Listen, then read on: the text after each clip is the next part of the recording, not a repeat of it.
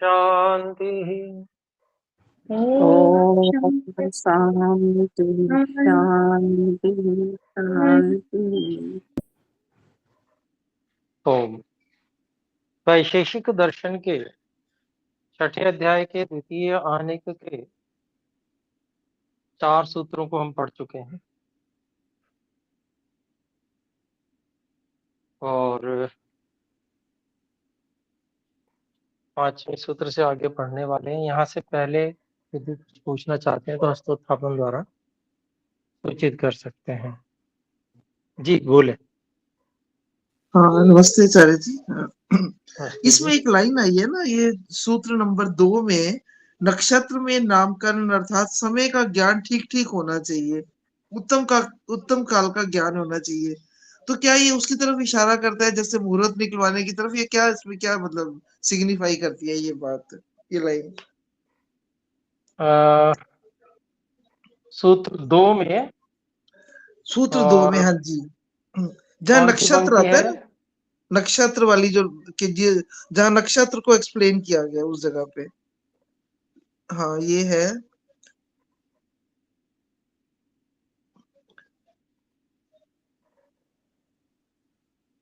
गुरुकुल में रहना, उसके बाद नक्षत्र वाली जहाँ पे एक्सप्लेन कर रहे हैं ना, नक्षत्र में नामकरण अर्थात समय का ठीक ठीक होना चाहिए, ज्ञान ठीक ठीक होना चाहिए, उत्तम काल का ज्ञान होना चाहिए।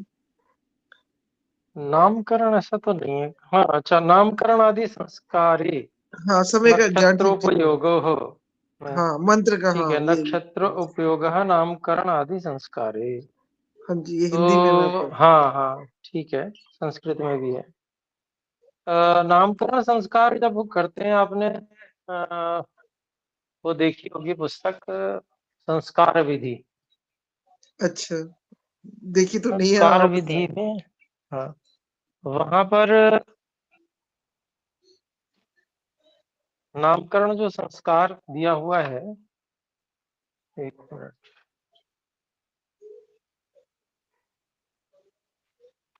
पुस्तक मेरे पास ही है, मैं एक मिनट खोल लेता हूँ।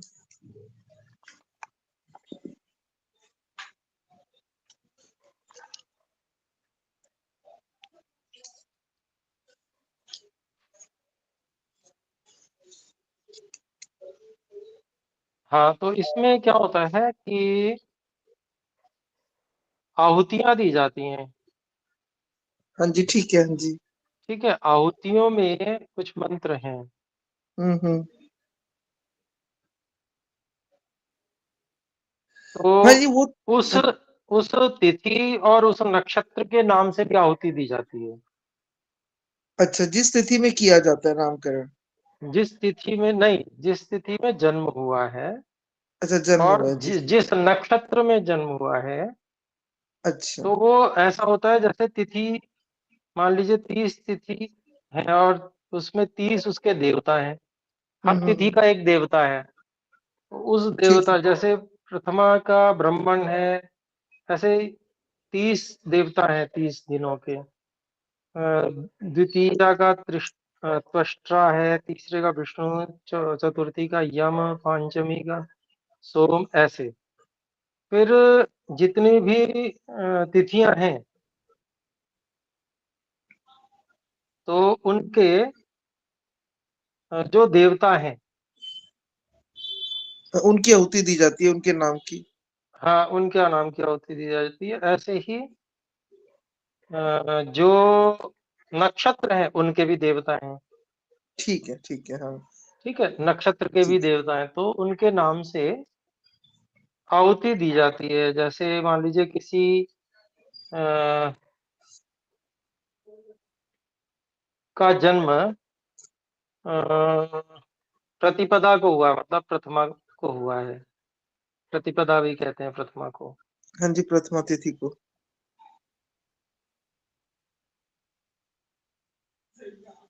तो उसको ओम प्रतिपदे स्वाहा करके एक आहुति होगी।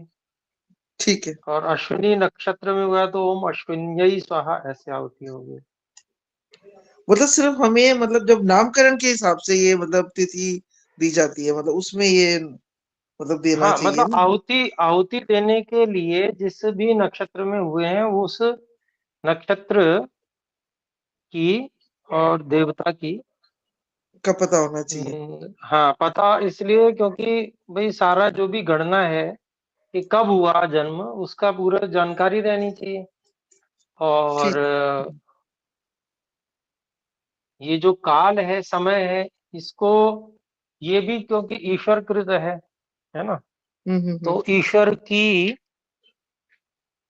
के द्वारा ये विभाग काल का किया गया है, और ईश्वर के द्वारा ये सारा ज्ञान विज्ञान दिया गया है। तो उस सब का उपयोग करते हुए ईश्वर का धन्यवाद किया जाता है, ठीक है। ऐसे करके रहता है।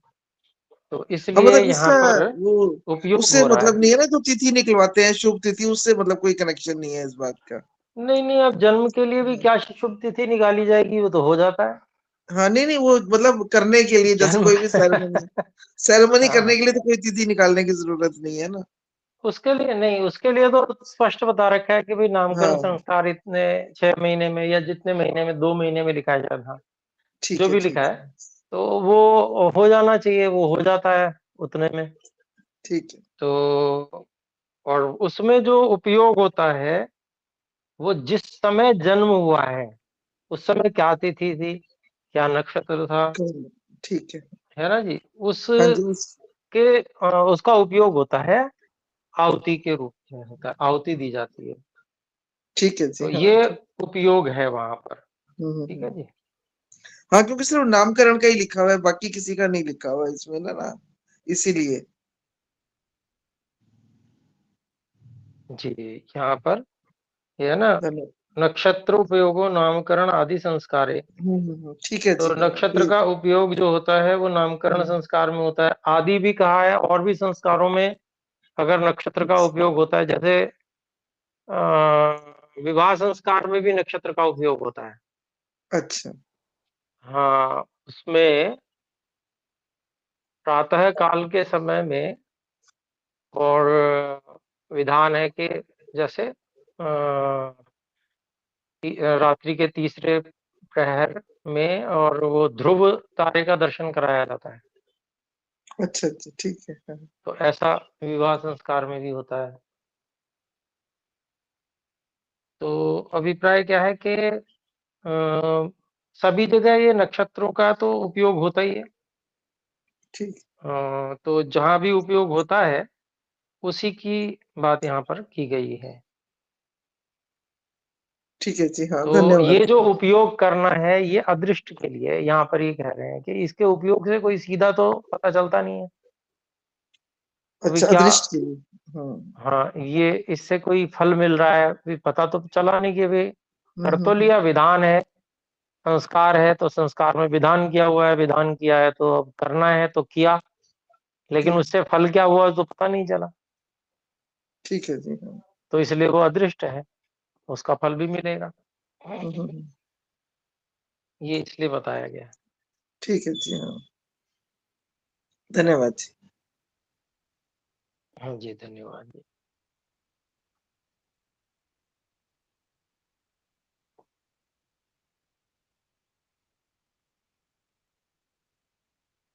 तो तीसरा और चौथा सूत्र भी हमने पढ़ लिया था, भाष्य भी पढ़ लिया था। मेरे ख्याल से भाई आशीष जी उपस्थित नहीं थे, कह रहे हैं दूसरे तक ही हुआ था। तीसरा चौथा क्योंकि वो था ना, ये एक वाक्यता थी तो पढ़ लिया था। एक बार फिर से पढ़ देता हूँ।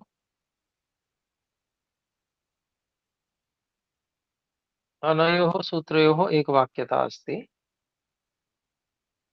उपधा और अनुपधा की बात थी। उपधा भावना के दोष को कहते हैं, और अनुपधा अर्थात श्रद्धा आस्तिकता को कहते हैं।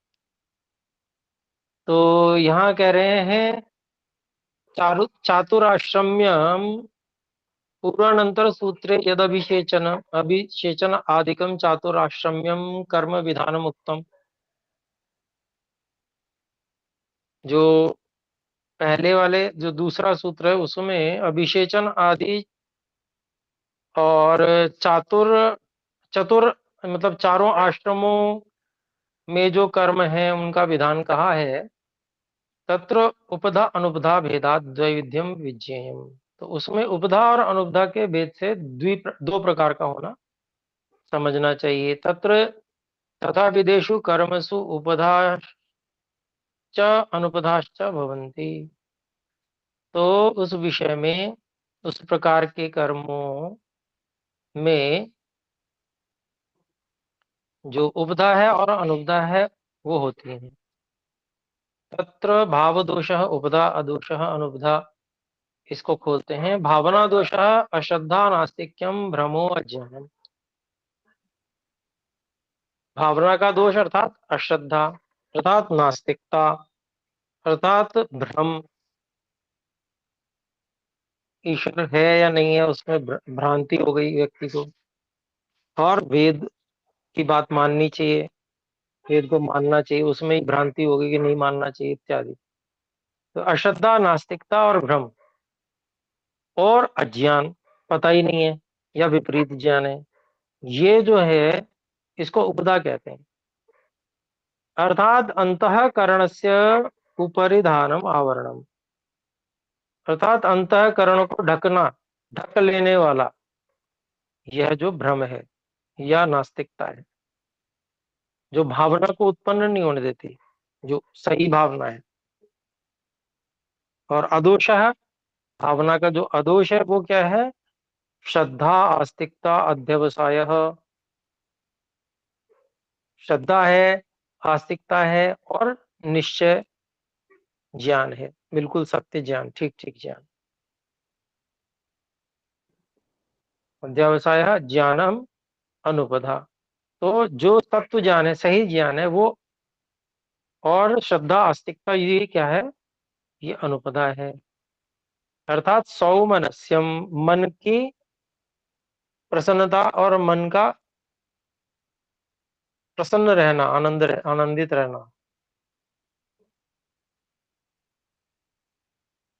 कार्यों को करने में श्रद्धा होती है तो, और सत्य के प्रति श्रद्धा होती है तो मन प्रसन्न होता है।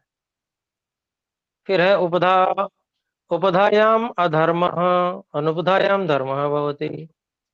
तो जो भाव दोष है, अश्रद्धा है, नास्तिकता है, उससे क्या होता है?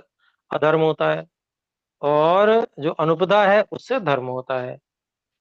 यद इष्ट रूप रस गंध स्पर्श प्रोक्षितम अभ्युक्षितम च तच्छुचि, ये पांचवा सूत्र है। तो भाई, शुद्ध किसे कहेंगे और अशुद्ध किसे कहेंगे, तो इसके लिए भी ज्ञान होना जरूरी है। तो जो रूप रस गंध स्पर्श आदि गुणों वाला जो पदार्थ है, और वेद के द्वारा जो विधान किया गया है, निषिद्ध नहीं है ना, स्वीकृत है, अगर उसको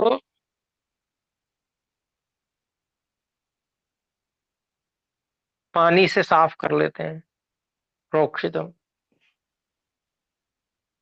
फिर अभ्युक्षितम, दोबारा साफ कर लेते हैं पानी से, सामान्य जल से, फिर विशेष जल से उसको शुद्ध कर लेते हैं, तो ऐसा शुद्ध पदार्थ जो है पवित्र कहलाता है, उसका सेवन करना चाहिए। इसमें ऐसा नहीं है कि भाई मांस ले लिया तो 2 बार धो दिया तो वो पवित्र हो गया, ऐसा नहीं है, वो वेद विरुद्ध है,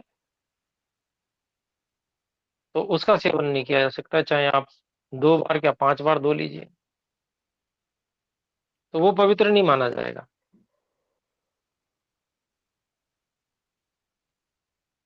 तो यहाँ पर इसका भाष्य देखते हैं। इष्टाः खलु वेद शास्त्रेषु वर्णिता, जो इष्ट कौन से हैं जो वेद शास्त्र में वर्णित हैं? ये अभीष्टा रूप रस गंध स्पर्शा, जो अभीष्ट हैं, रूप रस गंध स्पर्श हैं। यस्य तथा भूतम वस्तु, जिसके रूप रस गंध स्पर्श है, जिस वस्तु के अभीष्ट हैं, यस्य, अर्थात जो वेद के अनुसार है, अनुकूल है, तथा भूतम वस्तु, इस प्रकार की जो वस्तु है, खलु इष्ट रूप रस गंध स्पर्शकम प्रोक्षितम। इस प्रकार की जो वस्तु है जो वेद के अनुकूल है और हमारे लिए भी इच्छित है, ऐसे रूप रसगंध स्पर्श वाली वस्तु प्रोक्षितम।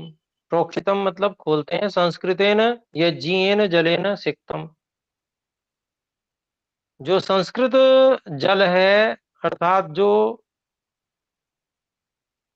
यज्ञ आदि के द्वारा उत्तम बनाया गया है, ऐसे जल से सिक्तम धोई गई। पूर्वंच सामान्य जलेन धोतम, और पहले सामान्य जल से धोई गई। प्रक्षालितम,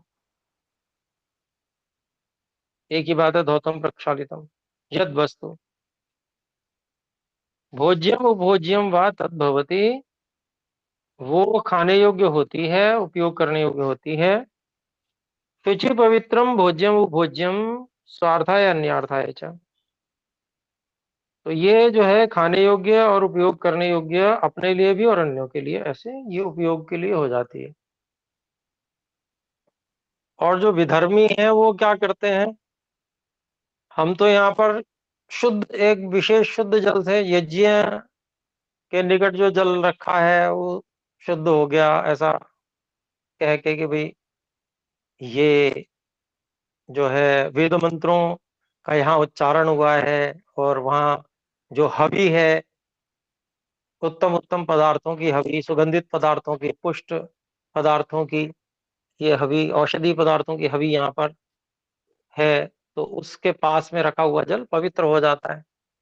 तो उससे जो है अच्छे से सिक्त करके और साफ से धोकर, फिर सामान्य से धोकर, फिर साफ से धोकर, फिर वो माना जाता है शुद्ध, हम लोगों के यहाँ जो आर्य हैं।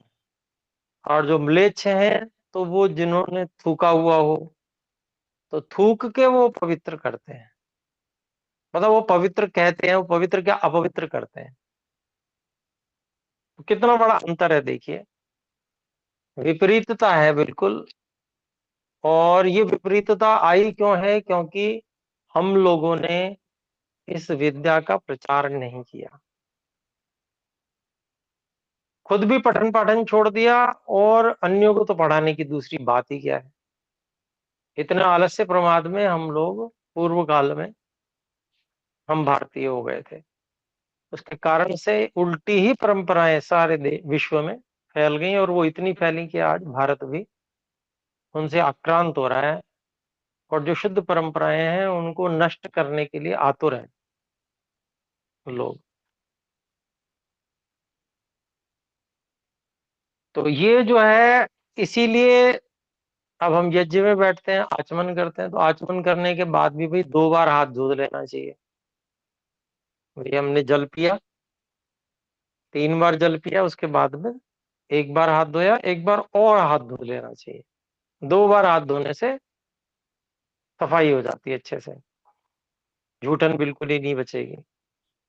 फिर उसके बाद अंग स्पर्श करें।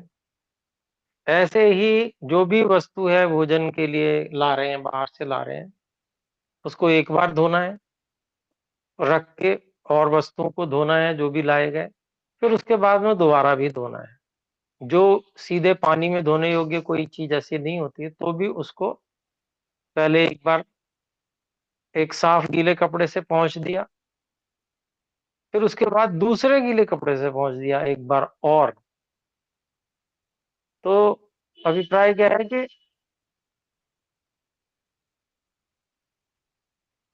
कुल मिला के साफ सुथरा रहना, ये जो जिसको हम कहते हैं खराब जीवाणु, बुरे जीवाणु, जो स्वास्थ्य को हानि पहुंचाने वाले जीवाणु हैं, उनसे सुरक्षा के लिए ये सारी बातें हैं।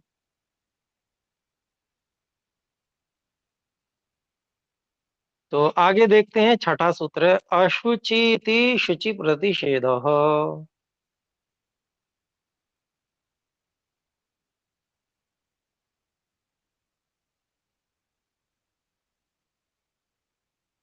तो अशुचि क्या है, तो शुद्धता का ही, जहां पर न्यूनता है या शुद्धता नहीं है, वो अशुचि है।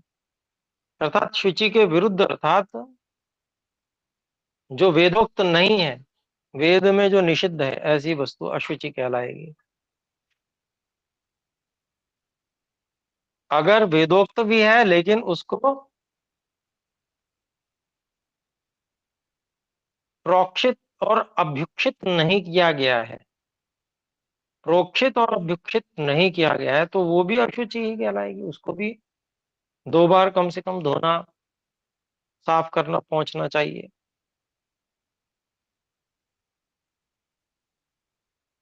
तो इसका भाष्य देखते हैं। अशुचि वस्तु भवति शुचिनो वस्तुनः प्रतिषेधः। अशुद्ध वस्तु कौन सी होती है? तो वो जो शुद्ध वस्तु का जो प्रतिषेध है, निषेध है, जो शुद्ध नहीं है वही अशुद्ध होती है। अर्थात वेद शास्त्र विरुद्ध रूप रस गंध स्पर्शवद वस्तु, जो वेद शास्त्र के विरुद्ध रूप रस गंध स्पर्श वाली वस्तु है,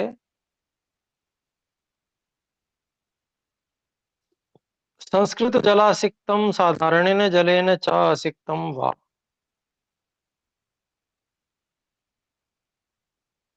तो जो संस्कृत जल है उससे नहीं धोई गई, और फिर उसके बाद में ऐसे ही साधारण जल से भी नहीं धोई गई, जो वस्तु है वो भी अशुद्ध होती है।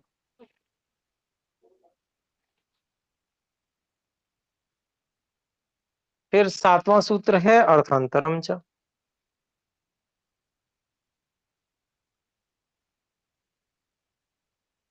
तो इसके अलावा जो मानसिक रूप से क्रोध, घृणा आदि जो है, इन मानसिक दोषों के साथ में भी यदि वेदोक्त शुद्ध पदार्थ प्रस्तुत किया जाता है तो वो भी अशुचि कहलाता है। वो अनेक कबीरदास वगैरह के भी दोहे दोहे हैं ना, उसमें भी इसी प्रकार की बात कही गई है। तो उनको भी, उन्होंने भी सुनी होगी, सुनकर उन्होंने दोहा बना दिया। तो ये जो है, पहले जो लोग इस प्रकार की बातें पढ़े लिखे होते थे, वो पूर्वज होते थे, तो वो अपनी संतानों को बता देते थे। जो नहीं पढ़ पाए उनको भी बताते थे। तो उनको सब ज्ञात ज्ञात होता था, पता होता था, तो वो परंपरा से बातें चलती जाती थी और उसको सुनते थे समाज में। तो जो सुनी बातें उनका उन्होंने दोहा बना दिया।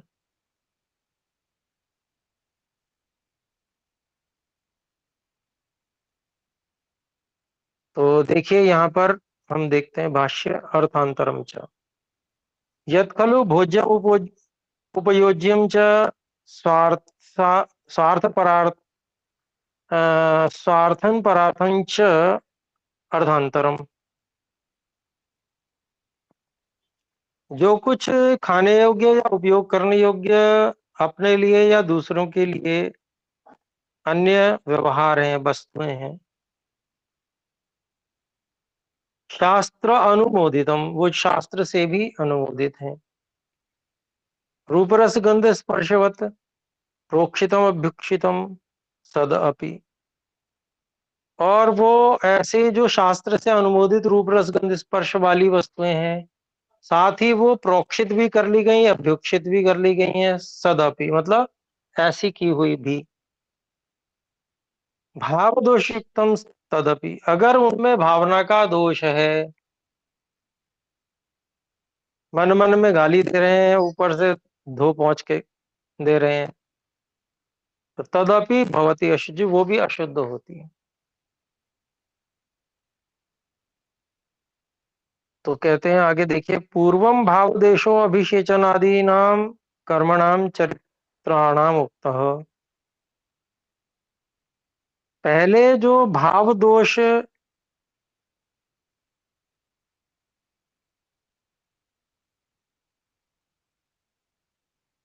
अभिषेचन आदि नाम कर्मणाम, जो अभिषेचन आदि कर्मों का दूसरे सूत्र में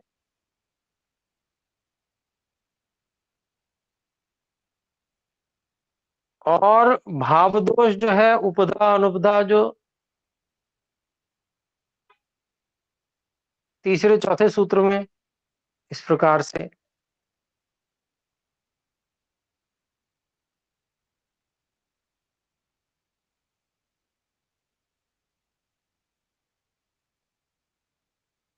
इस प्रकार के व्यवहारों का चरित्राणाम उक्ता कहा गया।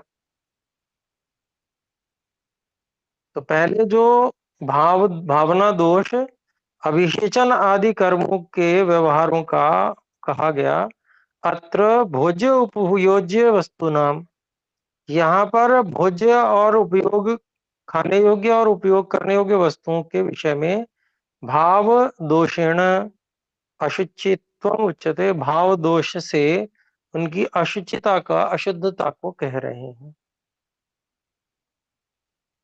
कि अगर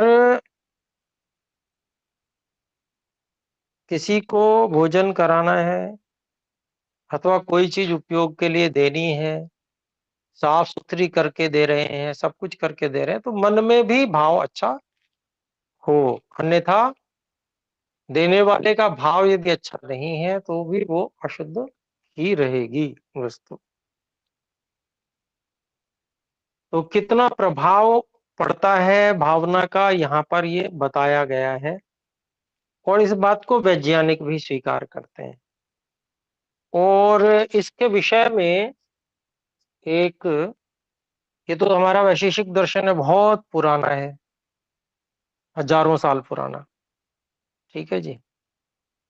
उसके विषय में लगभग 60-70 साल पहले जापानियों ने भी खोज की। तो उनकी घटना बताई जाती है कि कुछ वैज्ञानिक को जो रासायनिक अस्त्र होते हैं जिससे शत्रु को मारा जाता है, उनकी चर्चा कर रहे थे, विषाक्त रसायनों की। तो उनके पास में, सबके पास में पानी रखा हुआ था। तो पूरे दिन चर्चा चली, फिर उन्होंने उस पानी को भी पिया तो वो सब रोगी पड़ गए। तो उसका प्रभाव जो भावना का था वहां पर ऐसा उस समय का पता नहीं चल पाया। खोज की, पानी ही पिया था और कुछ नहीं पिया था, उन्होंने ना खाया था, फिर कैसे उनको फिर सब रोगी हुए। उस पर बहुत खोज हुई, वर्षों तक खोज करने के बाद में कोई परिणाम नहीं निकला। तो वर्षों बाद एक वैज्ञानिक ने ये कि उनके जो बातें थी विषाक्त थी, उनकी भावना में दोष था, इस कारण से वो पानी दूषित हो गया था, जिसके कारण से उन सबको रोग हो गया। तो वो यहाँ पर अपने वैशेषिक दर्शन में पहले से भी ऋषियों ने बताया हुआ है। तो आइए अभी विराम करते हैं, सब मिलकर एक बार ओम का उच्चारण करें। ओम। धन्यवाद महोदय। सभी को सादर नमस्ते जी। नमस्ते।